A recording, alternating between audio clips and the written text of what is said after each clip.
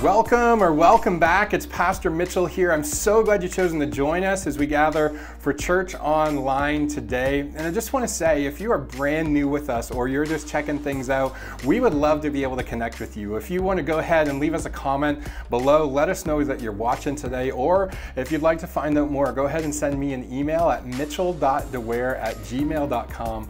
I'd love to be able to connect with you. Now, we want to take just a few moments and recognize the special day that it is today. We want to say Happy Father's Day to all of you dads out there, to all of you granddads, to those of you who are a father figure, to those in your life.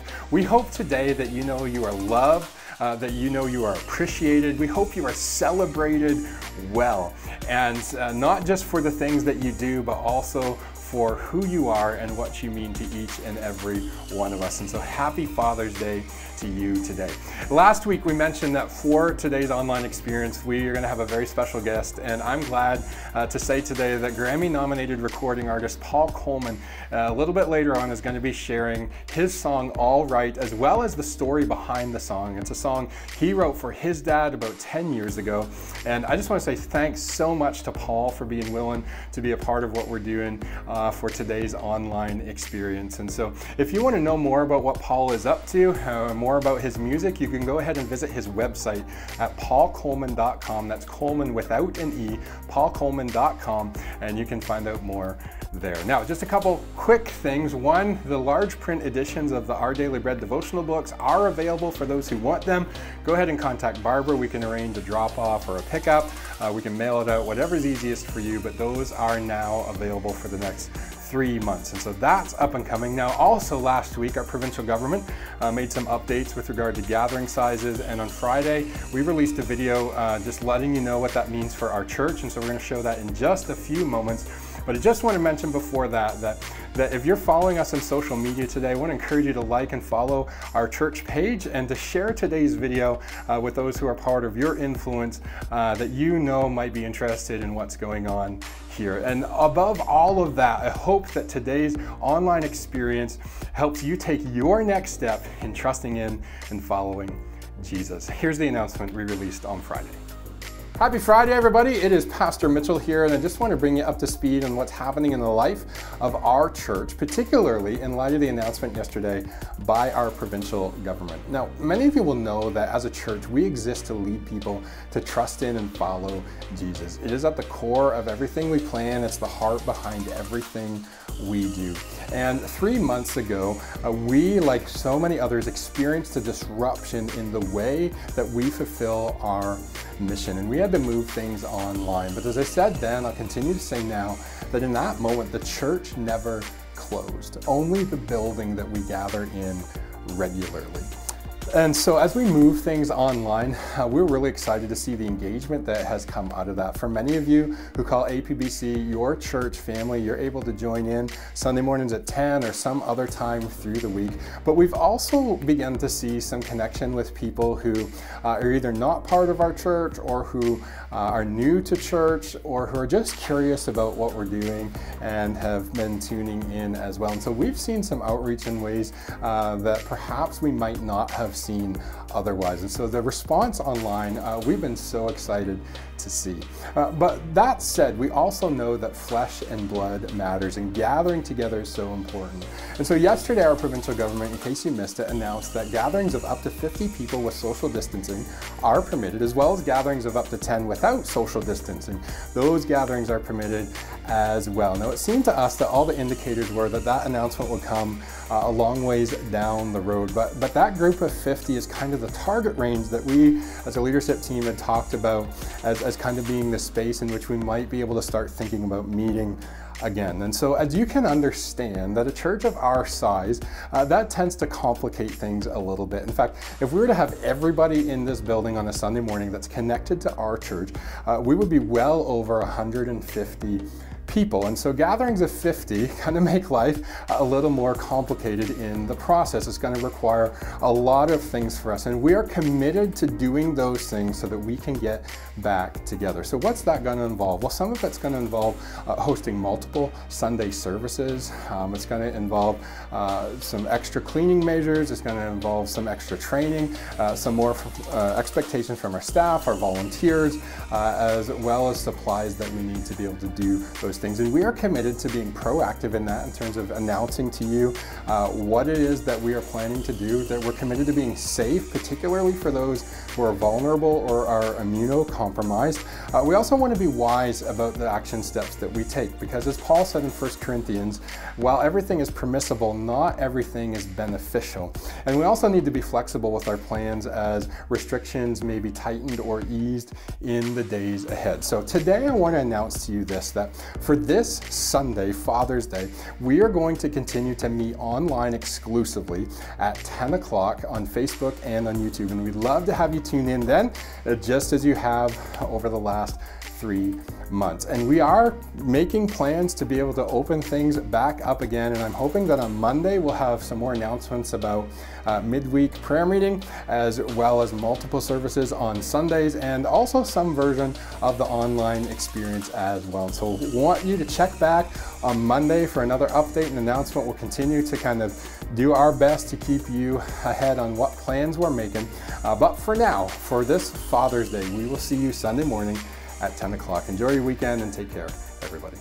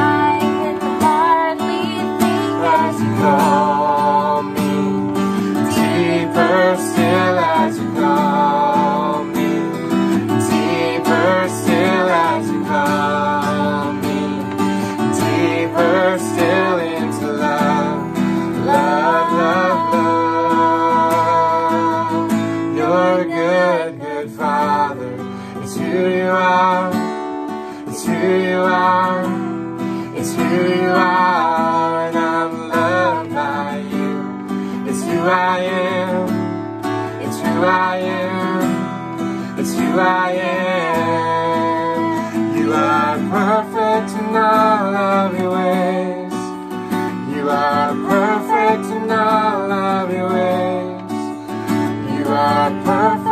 in all of your ways to us.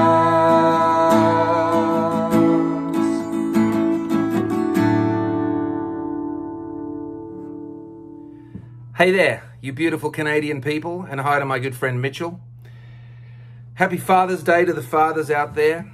I'm a father, so happy Father's Day to me. What I'd like to share with you this morning is a song called All Right. And I wrote it for my dad. My dad's 81. He lives in Australia. I live in America. And my dad and I had a rough start. We fought a lot. We're very, very different people. Everything changed in the relationship the day that I stopped expecting him to be perfect. It took a while. And I realized that there's only one perfect father, and that's God. And actually, he's the perfect parent, because unless Mitchell corrects me, he must be parent, father and mother, because we're made in his image. And, well, let's just say there are two different types of people, and mothers and fathers. So he's the perfect parent, and only he can love me in the way that I really need. And so when I haven't let his love be the number one thing, then I expect everyone else to be what only he can be. And I expected that from my dad. And this song takes place about 10 years ago. I'm in Nashville, Tennessee. I'm married, and my wife has asked me to move out, and she just brought around divorce papers, and I can't fix it. And for a man, when you can't fix something, it's very hard. And it was 8 o'clock at night when she left. She said, "You're going to get him in the mail tomorrow." And I wanted to call my dad. And from 8 o'clock till about 4 in the morning, I tried to call him, or went to call and then canceled it, because I was ashamed. I was embarrassed that I'd failed in my marriage. And when I finally called him and he answered the phone, he said to me, "Oh, hi mate, I love you so much." And I couldn't speak. I was crying. And another thing about men is we don't like it when we cry, because we look weak, and we don't like looking weak. But as soon as I heard my dad's voice, I just broke down, and he must have sensed, because he knew what was going on. And he said, "Listen, mate, no matter what has happened, I love you. I'm proud of you, and you're all right." And I needed to hear those words. Matter of fact, Jesus heard those words from his Father. And if you haven't heard those words from your Father, then you better ask God and say, "God, I really need to hear those words from you," because otherwise it definitely hurts. So he said that to me, and I got off the phone at 4 o'clock in the morning, and I wrote this song. So I'd like to dedicate this to all of you, particularly the fathers today, because it's Father's Day. But to all of you, God is the perfect parent, and his love is the perfect love. And I got to take that pressure off people, particularly my parents. And today we talk about being father, because he's never going to love me perfectly. He's going to do the best he can. And he did. So this is called All Right. God bless you all. Love you, Mitchell.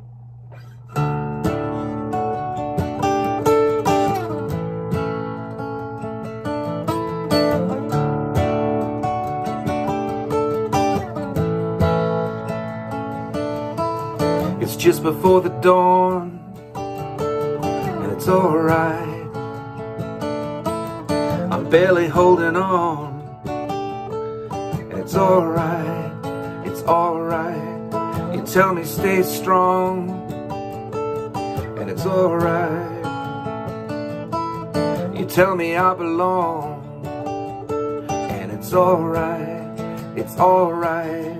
But right now there's a part of me that wants to let go, wants to be free, that I'm my own worst enemy, and these voices inside won't let me be. But tonight I'm gonna believe that it's alright.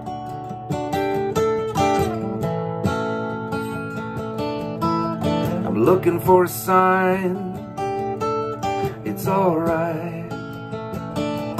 Tell me where's the finish line. it's alright, it's alright. Say it one more time. You're alright. And tell me that you're mine. And it's alright, it's alright. But right now there's a part of me that wants to let go, wants to be free. But I'm my own worst enemy, and these voices inside won't let me be. But tonight I'm gonna believe that it's alright. Yeah, I guess I'm strong enough to ask for help, 'cause I've tried, I can't fix myself. Just a lonely soul, only you can end. I've been telling myself that the pain won't end, but I guess I'm wrong, 'cause your beautiful voice tells me that I'm alright. I love your beautiful voice.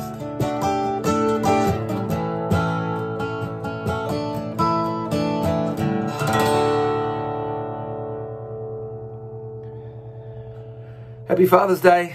God bless you, lovely Canadians.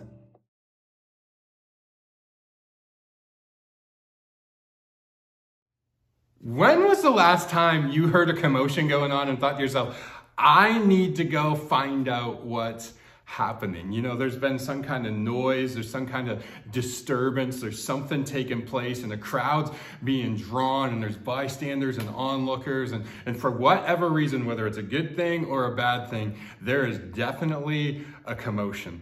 Maybe for you, the last time that happens when you were in junior high, and there was two people got in an argument in the hallway, and one of them says to the other, "You and me after school in the parking lot," and everybody knows what that means. And so after school, sure enough, a fight breaks out, and there are those who knew it was going to take place who were there, and then there are those who heard it going on and come to check it out. Some are cheering for one person or another. Someone else might be trying to break up the fight, but there's definitely a crowd drawn. And maybe it wasn't a fight for you, but maybe the last time was when there was some kind of accident and you heard the sirens or you saw the lights.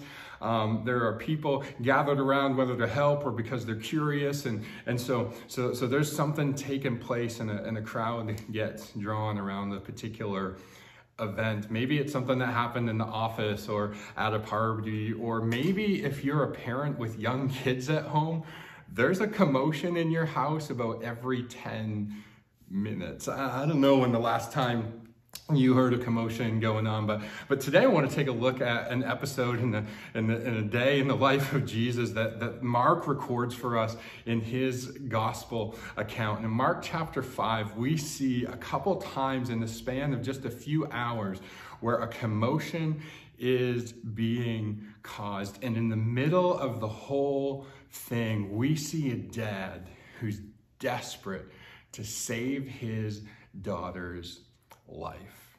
Here's how Mark tells us what happened that day on the shores of the Sea of Galilee. Mark chapter 5, verse 21. Here's how Mark begins the story. And when Jesus had crossed again in the boat to the other side, if you've been kind of tracking with the gospel up to this point, Jesus has been over on the eastern shore of the Sea of Galilee, and there's a whole episode that takes place there with a demon-possessed man and some pigs that end up running off a cliff. It's a fascinating story. You should actually go back and read it.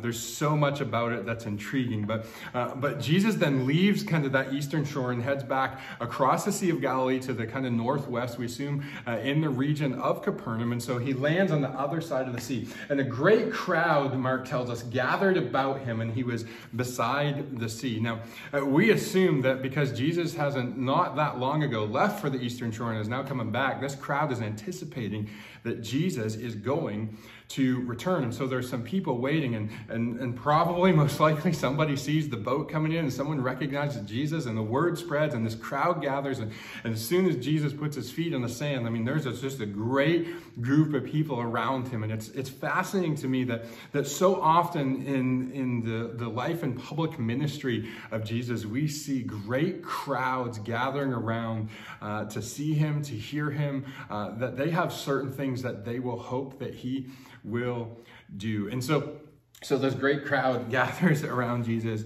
on the shore of the Sea of Galilee. And I just picture, because of what we're told next, there's a man in that crowd who's just pacing back and forth, waiting for the moment that he can speak to Jesus face to face.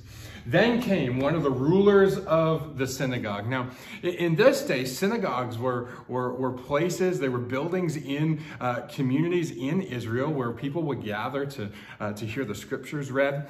They would gather to pray. It's a place in which issues of poverty were dealt with. It's a place where justice issues got resolved oftentimes. And so the synagogue served a variety of functions within the community. And so there's a synagogue in this town, and there's a ruler of the synagogue who comes out. So he's kind of one of the overseers, probably part of a group of people who give leadership in that synagogue, who conduct different parts of the services, who probably have a part to play in the judicial matters that get settled there. And so this ruler of the synagogue comes in. His name is Jairus. And Jairus, seeing Jesus, fell at his feet and implored him earnestly. And so this ruler of the synagogue, a man of particular importance and of influence within this town, comes to Jesus and is literally brought to his knees. Now the word implore here is an interesting word because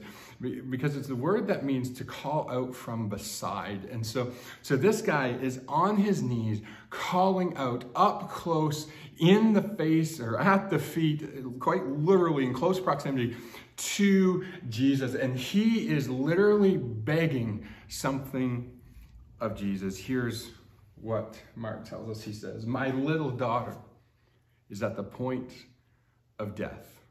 Now, we're not told kind of what the issue is with his daughter. We don't know what's happened to her, why she's ill, what she's ill with. It's become very clear and very apparent that the doctors aren't able to help anymore. There's nothing that they've been able to do to make her well.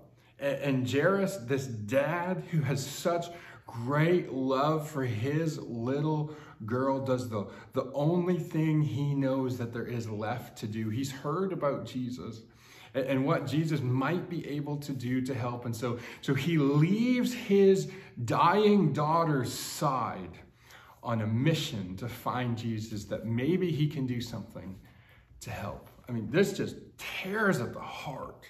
And so my little daughter is at the point of death. He says, "Come and lay your hands on her." This is kind of in terms of the act of healing, that she may be made well and live. So he's got this request of Jesus. Jesus, I know that you've been able to heal other people, and my little girl is dying. She's so close to death. Jesus, would you come and make her well so that she might live? Now, here's the other thing about this is that Luke, in his account of this story, tells us that this girl is his only daughter.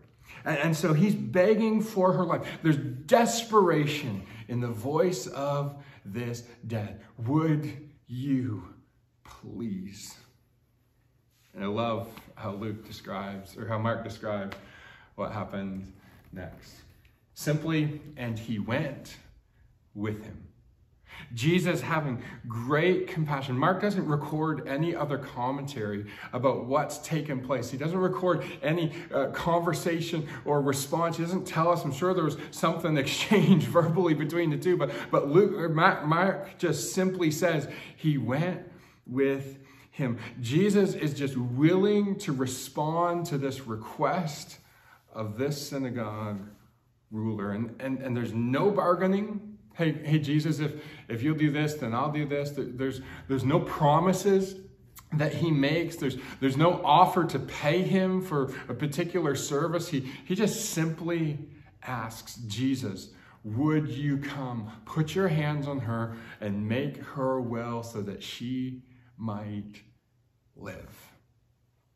Man, I love just the raw emotion of this story. And so now Jesus just agrees. And so they start to make their way toward Jairus's house. Now let's not forget, there's been this crowd that's gathered by the sea, and people are waiting for Jesus, and most of them probably saw and heard what took place the minute this man knelt down at the feet of Jesus and just begged him, will you come heal my daughter and make her well? And so Jesus just simply says, yeah. And so they start to go, well, this crowd is not going to let that go. They're all going to go and follow too. And so now we have this large group of people moving en masse toward Jairus's home because everybody wants to see what Jesus is going to do. Now Mark records for us that something happens along the way. Now, we don't know how far it is that they got to travel. It's likely not too far, but as this whole crowd is moving toward Jairus' house, something happens that disrupts and interrupts the journey. Here's what Mark describes for us, that as they're all walking in this great crowd, everybody's kind of huddled together, kind of moving together. There's no social distancing taking place here, right? And so people are bumping elbows, and kind of shoulder to shoulder, and, they're not too far apart. And it's kind of, you just kind of picture everybody kind of moving in one big, blob of a group of people, right? And so they're all moving. And as this is taking place, there is a woman in the crowd who most likely, similarly to Jairus, has been waiting for Jesus to return, hoping that somehow he might be able to help her too. And Mark tells us that this woman had been hemorrhaging for a period of about 12 years. And so she's experienced these hemorrhages. It's been awful for her health. Again, doctors haven't been able to help her. Nobody's been able to offer her any relief in terms of her health condition. And so she's there hoping that maybe Jesus can heal her body just as he had healed other people as well. And so as they're going along, this woman who's been kind of ostracized, there's social effects from her hemorrhaging. She most likely wasn't able to come and worship as others would have. She might not have been able to participate in other community events like everybody else. So there's this social marginalization that takes place too because of her health condition. And so she's hoping that maybe Jesus is going to be able to restore her health. But whether it's because of a lack of courage, because of the crowd, or maybe because Jairus beat her to it, maybe because she's concerned that if she gets near Jesus, that because she is ritually unclean, then he will become ritually or ceremonially unclean. Like, there's a lot of dynamics and a lot of factors that play here, but she's part of the crowd now, and she thinks to herself, if I can just get close enough to Jesus in this crowd and even just touch, the hem on the bottom of his robe, then maybe if I can just get close to him, maybe I don't even need to ask, but maybe if I can just touch the hem of his robe, that I could be healed too. This is the amount of faith that she has in what might be possible because of who Jesus is. And so as the crowd goes, she gets close enough and she reaches out from behind Jesus and touches his clothing. And Mark tells us that something happened in that moment, that she realized physically something shifted in her body enough that she knew that she had, that something had changed, like that her hemorrhaging had stopped, like she felt well. And what a moment this must have been for this woman, but then Jesus stops. And when Jesus stops, the whole crowd stops. And he asked the question. He said, "Who touched me?" Now, that's a bit of a strange question to ask because there's a whole crowd of people. It could have been anybody. In fact, that's what the disciples say to Jesus. Jesus, there is a great group of people here. It could be anybody that touched you. Like, come on. Like, what kind of a question are you asking? But Jesus waits for a response. And then finally, with great fear and great hesitancy and great trepidation, this woman speaks up and says that it was her. And she's fearful because if she has somehow come in close contact with Jesus, again, she might make him ceremonially unclean, according to Jewish law and customs, because And it could be that I just don't want to disrupt what you're going to do. I don't want to draw attention. I don't want to get in the way of you going to help this man and his young daughter that it's at the point of death. And I just don't want to get in the way. That we're not told exactly why, but great fear and great hesitancy. She admits that it is her. And Jesus looks at her. And I just imagine that this took place with a big grin on his face. He simply says to her, "Your faith has made you well." I mean, here's an example of a woman who had such great faith in Jesus that if I could just touch the hem of his robe, I can be healed. And Jesus says it's that faith in me that has made you well. Now, I love this because, again, I just picture Jesus saying this with a smile. And Mark doesn't tell us, again, much beyond this, but we know from the text that there's a bit of a lengthier conversation. And so this whole movement toward Jairus' house has been interrupted. And there's a disruption taking place and a commotion going on. And this woman is healed and Jesus is talking about faith. And the crowd is probably marveling at some of this. So they're wondering what's happening. But just imagine what it's like to be Jairus in this moment. I mean, again, I just picture him as a pacer, and I imagine he's just kind of pacing back and forth like, yeah, great, this woman's being healed. Great that this is taking place, but come on, we got to go because time is of the essence, and this delay could very well be the thing that comes between, my daughter dying or my daughter being able to live. And so Jairus is quite concerned, I'm sure. And Mark tells us after this episode that while Jesus was still speaking, that is to this woman, there came from the ruler's house someone with bad news. And they said to Jairus, "Your daughter is dead." I mean, that's putting it bluntly. But I can just picture him seeing them coming from afar and wondering, oh no, is this the news I don't want to hear? Has it been too long? Has this interruption ruined everything? And they simply tell him, look, your daughter is dead. Why trouble the teacher any further? I mean, this is not the news that any dad wants to hear. It is absolutely devastating. All hope that he had is likely gone in this moment. Well, awful news to hear. And they say, look, let's not trouble Jesus anymore. Let's just go back and we'll make the arrangements for her funeral. But Mark tells us that overhearing what they said, because Jesus sees and hears what's happening. He's paying attention. He knows they're on their way to somewhere to do something. He knows there's been an interruption, and he's been willing to accommodate that. And Jesus overhears what's said. And so he says to the ruler of the synagogue, he comes near to Jairus and he says, Jairus, hey, I've heard what they've told you, right? And don't fear. Do not fear. Only believe. Now, a couple things. The word fear here means dread or terror. Like, this isn't just like, I'm a little bit afraid. It is, there is dread or terror. Like, this is the absolute worst thing that could happen. And appropriately so, where Jesus weighs his words here to this man. Look, there could be terror and dread in this moment because the worst thing that you think could have happened to your daughter has actually now been reported to you, that has taken place. And Jesus says, do not fear. But then he doesn't just simply say, hey, don't be afraid. He offers something else. He says, only believe. And the word believe there in the Greek is the word pisteuo, which is most often translated as faith. And so it's not simply believe like we think of belief, like just intellectually, I believe something, right? So we say that, I believe this headline, or I believe that this is the answer to the question, or I believe certain things because we can mentally arrange ourselves to agree with the logic that's led to that conclusion. But here the word believe means have faith. It means to put your trust, literally to have faith means to trust in.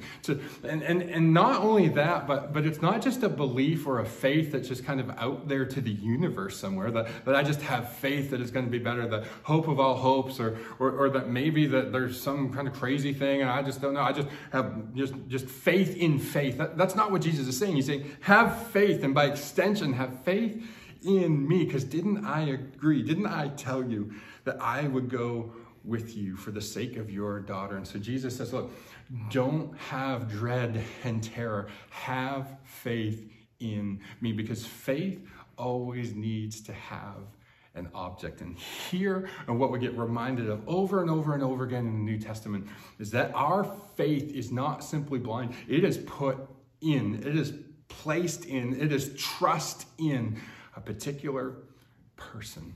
That person is Jesus. And Jesus says, don't fear, only believe. Now here's the other fascinating thing, because isn't there a strong parallel to what's just taken place with the woman who's been hemorrhaging?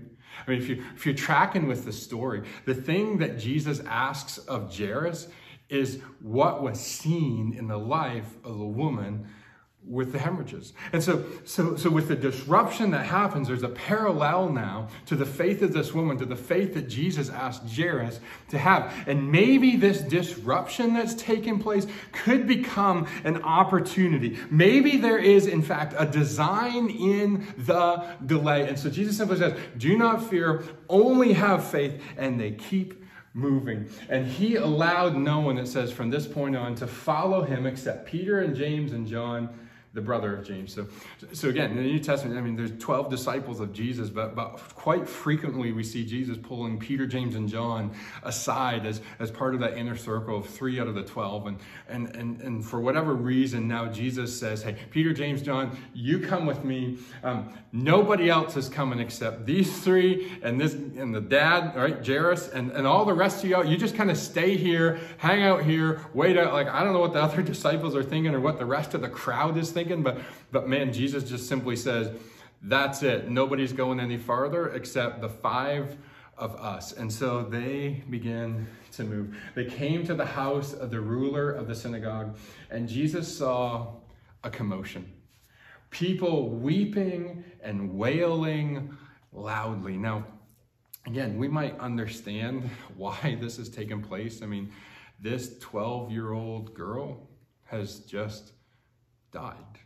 And this is upsetting, and there are people wailing and weeping, and it's loud, and it's drawing attention, and it's most likely that there's also been some professional mourners brought in. That was often the case that would happen during these days when somebody died. There would be a group of people that was their job. They would go around to different places where somebody passed away, and they would weep and wail and cry and play sad music as a way of expressing grief on behalf of the family who had lost a loved one. And so they get to Jairus' house, and there are people weeping and wailing loudly. There is a whole commotion taking place outside of the house. And that word commotion means this. It means that things are beginning to get out of control.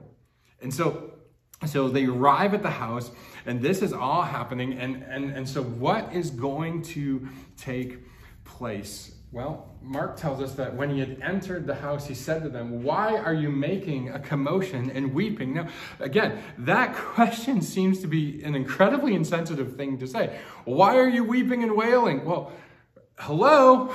Like, this little girl has just died. That's causing a huge surge in emotion in this moment. And Jesus says, why are you doing this? The child is not dead, he says, but is sleeping. Again, this is such a strange thing to say in the moment. But I don't think Jesus means literally, hey, she's not really dead, she's just sleeping. Because it would have been very easy for them to be able to detect that, hey, she's no longer breathing. It's not like people then didn't know what it meant to be dead. But Jesus is likely drawing on this consistent theme in the Bible that death is often referred to as sleep. And so he says, look, she's not dead, but she is simply sleeping. And they, that is the crowd of people there, changed their tune pretty quick. And they laughed at Jesus. Now again, this is such a huge contrast to the faith of the woman with the hemorrhages, to even what little evidence of faith we see in Jairus that Jesus has asked of him. These people begin to laugh at Jesus. Again, this contrast, but also like, this guy doesn't know what he's talking about. Like what's going on here? But he put them all outside.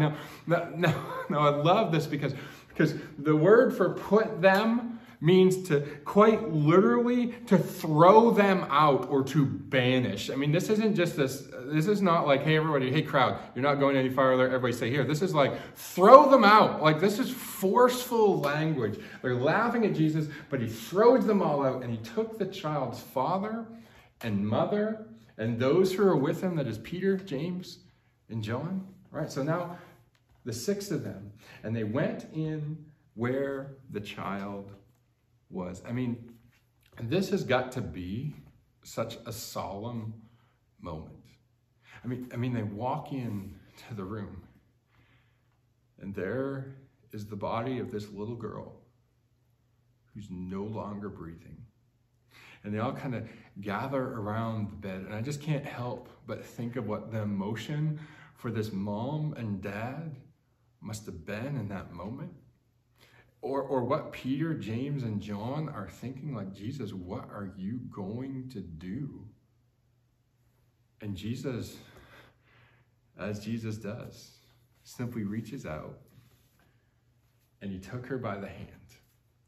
And this, again, would have made him ceremonially, according to Jewish law and practice, unclean. Why? Because Jews, any Jew who came into contact with a dead corpse would have become ceremonially unclean. It's just one of the rules. It's one of the laws that they had. And so taking her by the hand, Jesus reaches out, he touches her hand, and he says, Talitha Kumi.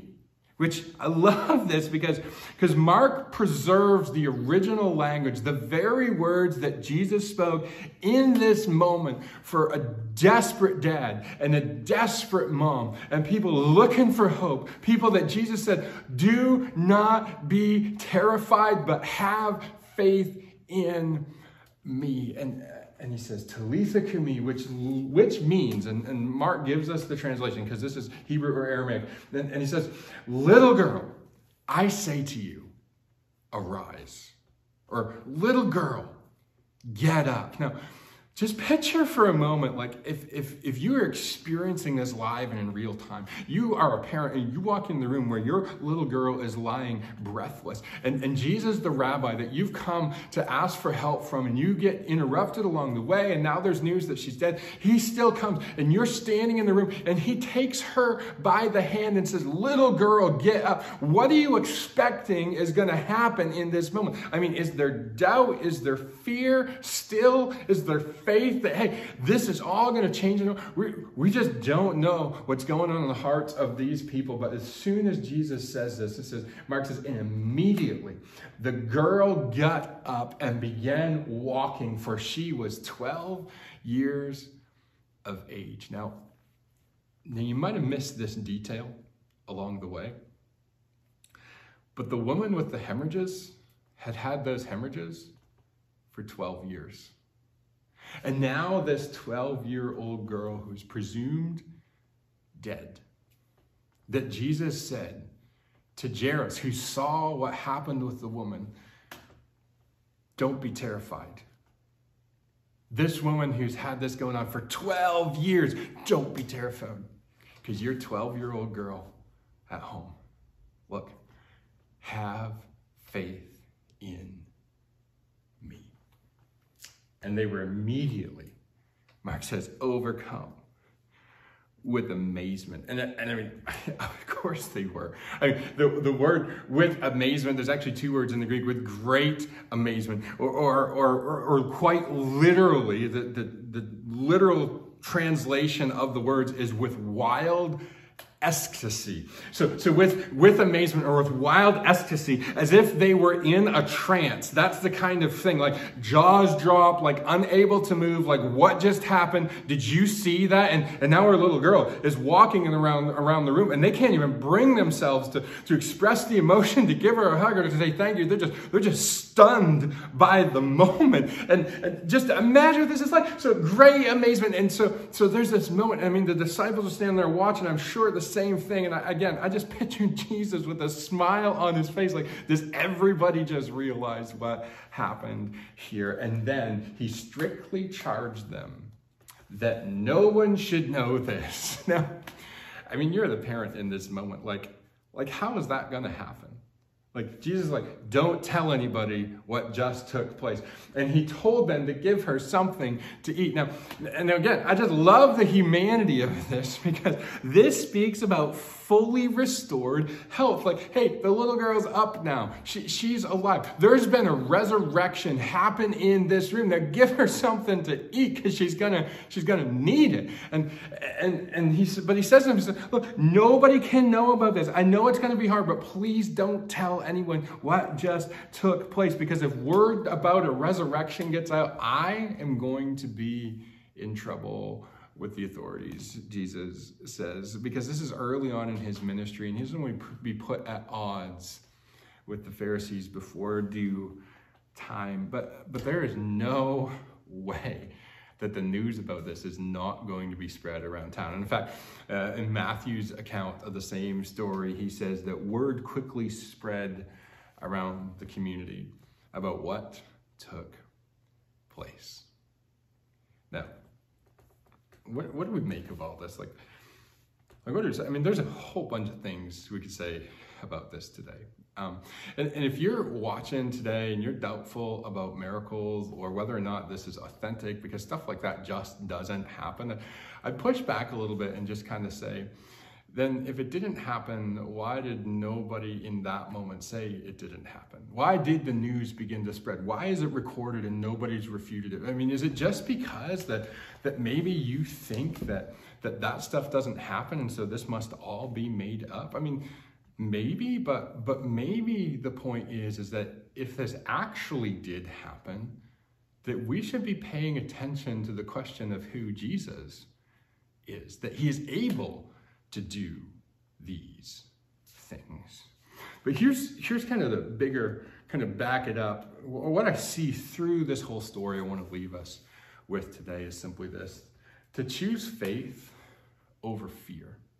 Choose faith over fear. Jesus said to Jairus after he healed the woman, right? He said, don't be terrified, don't fear, have faith. Right? And the woman in her situation reaches out. She has enough faith. If I just touch Jesus' hem, maybe I can be healed. And he asks the question, who touched me? And I mean, she's afraid in that moment because of what might happen. And he says to her, your faith has made you well. And so again, over and over and over again, Jesus asked the question, why are you so afraid? Why are you fearful? Why do you doubt? Have faith in me. Now listen, that doesn't mean that we're simply reckless about things in life. And we don't put God to the test.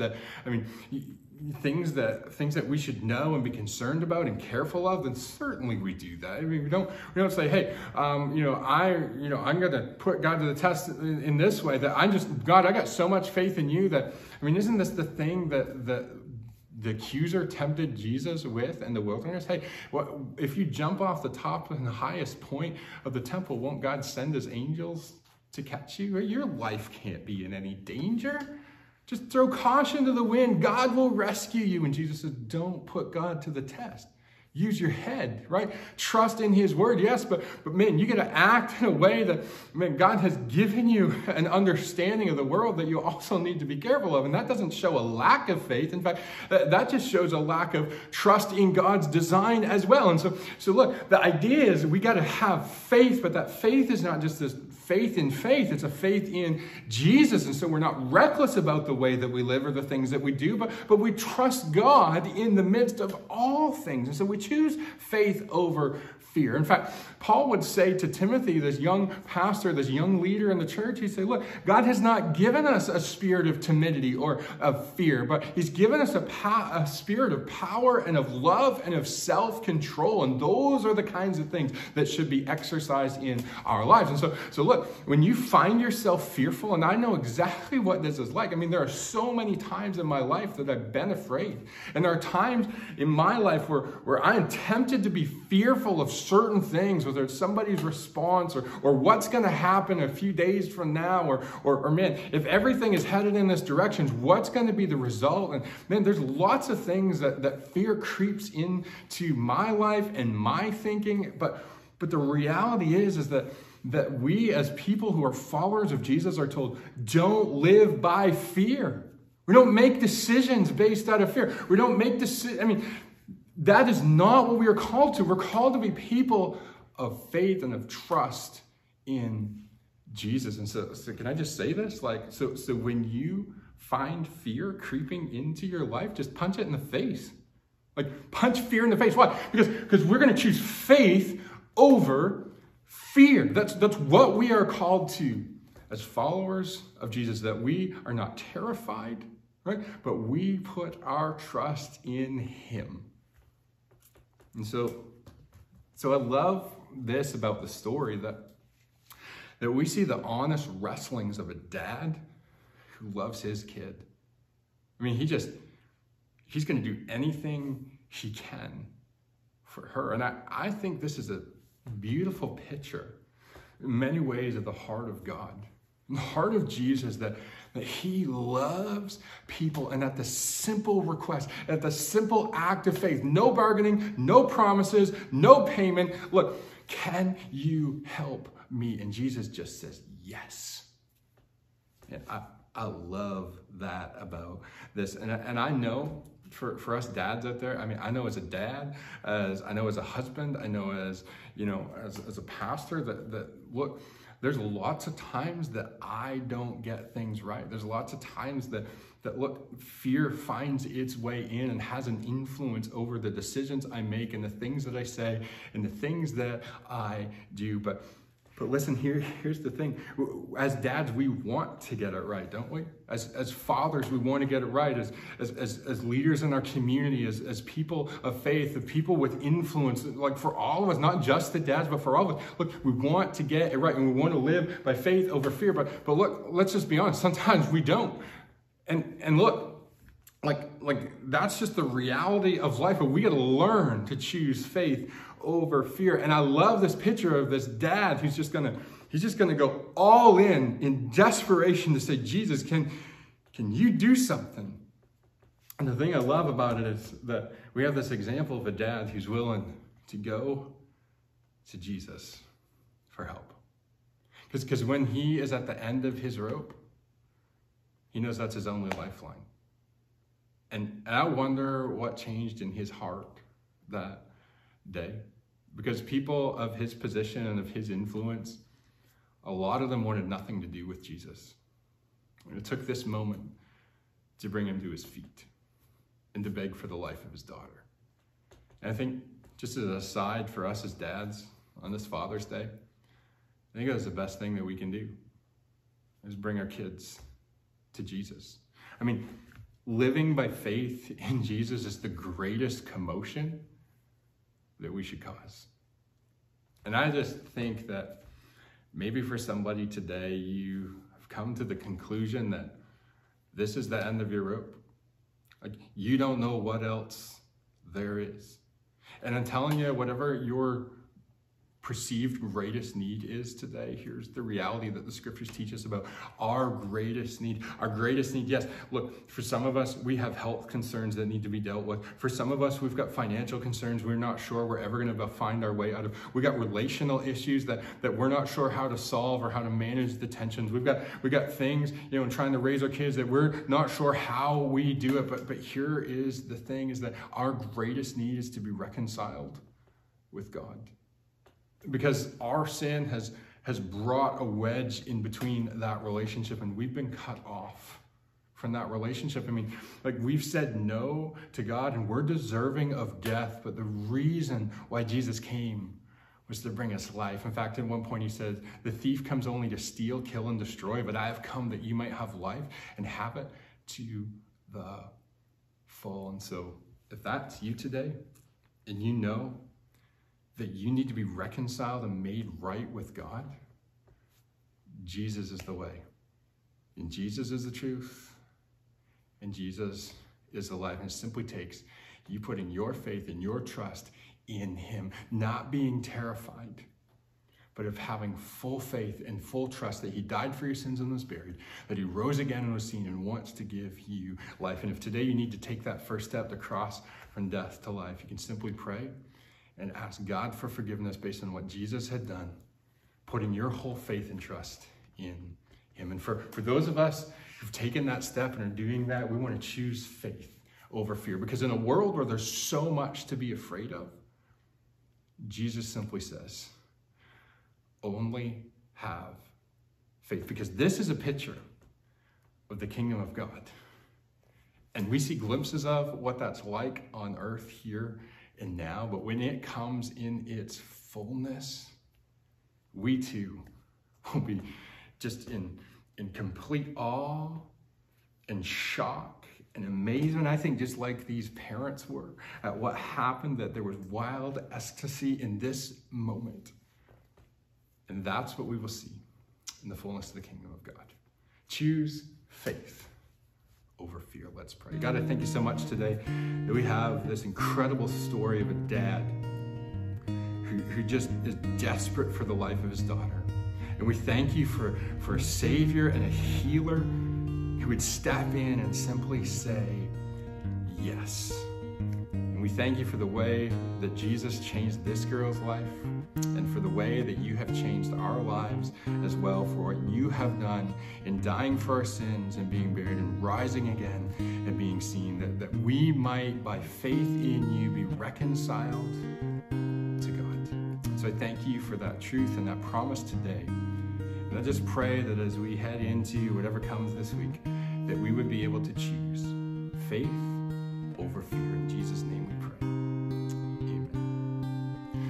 Well, thanks so much for tuning in. We hope to see you again next week as we celebrate grads here Sunday morning at 10 o'clock. See you then.